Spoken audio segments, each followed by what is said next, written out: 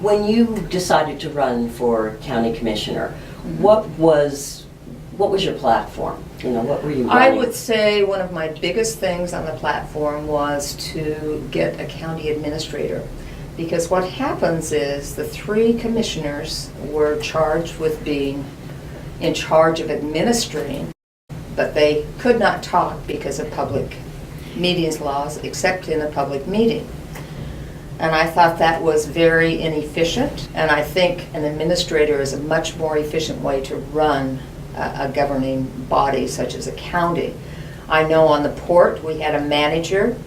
On the school board we have the superintendent that acts as a manager. Much more efficient, because what happens is having board members is kind of like a revolving door, because they're elected officials. They don't have to come with any special skill set. A manager, of course, has to come with a special skill set, and that could bring some continuity to the county. And so, as well as being able to manage people. I mean, that to me is it's a big skill set, a very important skill set. oh yes, it is, definitely. I mean, if you can't manage people, if you just kind of tick people off every time you open your mouth, there's a problem. Definitely. So.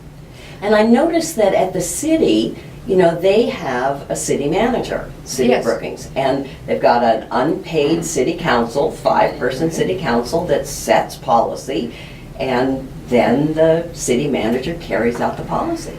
Exactly, and that's the job of a board. A good board sets policy, and then they abide by that policy.